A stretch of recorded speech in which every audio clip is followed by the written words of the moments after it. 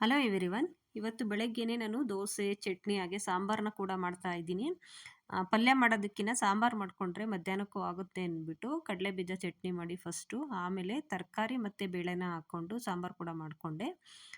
ಎರಡೂ ಆದರೆ ಈಸಿಯಾಗಿ ಬೇಗನೆ ಆಗುತ್ತೆ ಅಂತ. ಯಾಕೆಂದರೆ ಇವತ್ತು ಸೋಮವಾರ ಆಗಿರೋದ್ರಿಂದ ನಾನು ದೇವ್ರ ಮನೆಯೆಲ್ಲ ಕ್ಲೀನ್ ಮಾಡಿಕೊಂಡು ಪೂಜೆ ಕೂಡ ಮುಗಿಸ್ಕೋಬೇಕು. ಸೊ ಹಂಗಾಗಿ ಸಾಂಬಾರನ್ನ ರೆಡಿ ಮಾಡಿಕೊಂಡ್ರೆ ಮಧ್ಯಾಹ್ನಕ್ಕೆ ಕೂಡ ಆಗುತ್ತೆ ಅಂದ್ಕೊಂಡು ಟಿಫನ್ ಮಾಡಿ ಮಕ್ಕಳನ್ನೆಲ್ಲ ಕಳಿಸಿ ಇವಾಗ ಮನೆ ಕೆಲಸ ಮುಗಿಸ್ಕೊಂಡು ದೇವ್ರ ಮನೆ ಕ್ಲೀನ್ ಮಾಡಿಕೊಂಡು ದೇವ್ರ ಪಾತ್ರೆ ಕೂಡ ತೊಳ್ಕೊಂಡು ಪೂಜೆನ ಮಾಡ್ತಾ ಇದ್ದೀನಿ. ಏಕೆಂದರೆ ಇವತ್ತು ನಾನು ಒಂದು ಫಂಕ್ಷನ್ಗೆ ಹೋಗಬೇಕಿತ್ತು. ಸೊ ಹಂಗಾಗಿ ಬೇಗ ಬೇಗ ಎಲ್ಲ ಕೆಲಸ ಮುಗಿಸ್ಕೊಂಡು ನಾನು ಕೂಡ ರೆಡಿಯಾಗಿ ಹೊರಟೆ. ಇಲ್ಲೇ ನಮ್ಮ ನೈಬರ್ ಅವರು ಮಗಳದು ಆರತಿ ಫಂಕ್ಷನ್ ಇತ್ತು. ಸೊ ಅಲ್ಲಿಗೆ ಬಂದಿದ್ದೀನಿ.